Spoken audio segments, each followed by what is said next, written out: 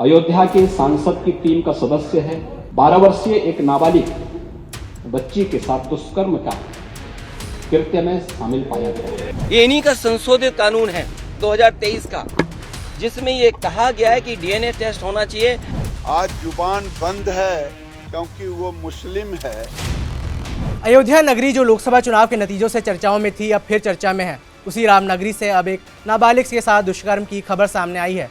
आरोपों के घेरे में उन्हीं सपा सांसद का करीबी है जो अयोध्या में विपक्ष के हीरो थे। बताया जा रहा है कि आरोपी के समाजवादी पार्टी से गहरे संबंध थे। इसी के चलते अब एक चर्चा ये भी है कि शायद समाजवादी पार्टी प्रमुख अखिलेश यादव रेप के आरोपी को बचाने की कोशिश कर रहे हैं। क्या है अयोध्या रेप कांड के पीछे सियासी कहानी, इस वीडियो में हम यही जानेंगे। नमस्कार, मेरा नाम है वैभव, आप देख रहे हैं जी स्विच। शुरू से शुरुआत करते हैं। अयोध्या में एक नाबालिग लड़की के रेप के मामला सामने आने के बाद हड़कंप मच गया। आरोप है कि नाबालिग का अश्लील वीडियो बनाकर आरोपियों ने उसके साथ कई बार दुष्कर्म को अंजाम दिया। मामले का खुलासा 2 महीने बाद हुआ, जब 12 साल की पीड़िता गर्भवती हो गई। मोहित खान नाम के शख्स पर रेप का आरोप लगाया गया। साथ ही पीड़िता ने वीडियो बनाने का भी आरोप लगाया, जिसे राजू नाम का आरोपी बना रहा था। इस वीडियो को दिखाकर कई दिनों तक नाबालिग को ब्लैकमेल भी किया गया। मामले के खुलासे के बाद पीड़ित लड़की को लेकर उसकी मां भद्रसा चौकी पहुंची, लेकिन बताया गया कि ये चौकी इस मामले के मुख्य आरोपी मोहित खान के घर में ही थी। लिहाजा कार्रवाई के नाम पर पुलिस पीड़ित को टालती रही। हालांकि जब इस मामले की जानकारी जैसे ही निषाद पार्टी और हिंदू संगठनों को चली, उन्होंने पुलिस पर दबाव बनाना शुरू कर दिया, जिसके बाद पुलिस ने हरकत में आकर दोनों आरोपियों को गिरफ्तार किया।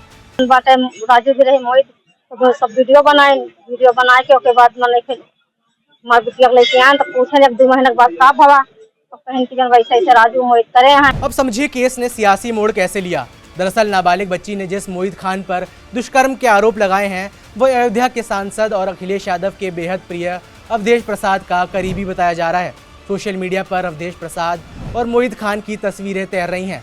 इन तस्वीरों में कहीं अवधेश प्रसाद मोहित खान के कंधे पर हाथ रखे हुए हैं, तो कई हाथों में हाथ डालकर पीडीए को मजबूत करने की बात कर रहे हैं।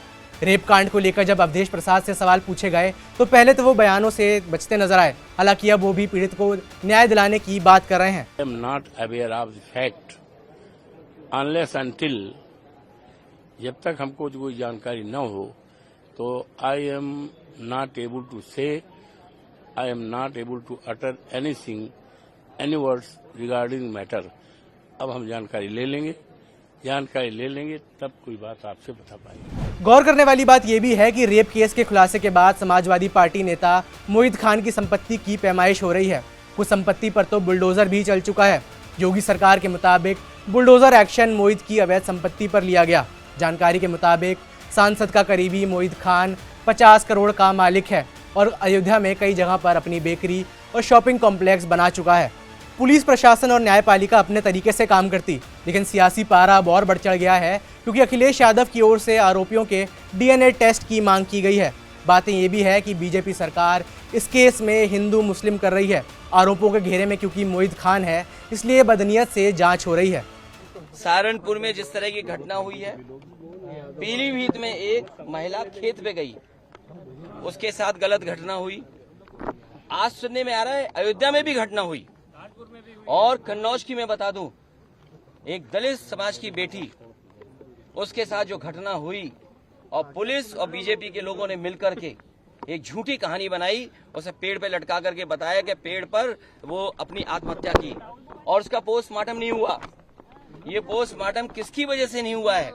वहां के बीजेपी के नेता हैं जिनकी वजह से पोस्टमार्टम उस बेटी का नहीं हुआ है। हम तो आपके तरफ से मांग करेंगे कि जिस बेटी को पेड़ पर लटकाया गया था कन्नौज की, जिसका पोस्टमार्टम नहीं हुआ, उसका दोबारा पोस्टमार्टम कर करके, और जो उसके बीजेपी के कार्यकर्ता नेता शामिल थे उन पर भी इसी तरह बुलडोजर चलाया जाए। वाह रे सियासत। 12 साल की बच्ची के साथ हुई हैवानियत के बारे में सोचकर भी हर माँ बाप की रूह कांप उठती है, लेकिन शायद सियासत को ये दर्द महसूस नहीं होता, वरना 12 साल की मासूम के साथ हुई घिनौनी हरकत पर समूचा समाज, समूची सियासत एक साथ खड़ी होती और होकर कहती कि जिसने भी ये दुष्कर्म किया है उसके अपराध की सजा उसे मिलनी ही चाहिए। सवाल ये भी उठता है, क्या ऐसे मामलों में राजनीतिकरण होना चाहिए? क्या रेप जैसे संवेदनशील मामले पर राजनीतिक तमाशा बनाया बिना कार्रवाई नहीं हो सकती? सोचिएगा ज़रूर। इस पूरे मामले पर आपकी क्या राय है, यह हमें नीचे कमेंट्स में बताएं। मेरा नाम है वैभव, देखते रहिए जी स्विच।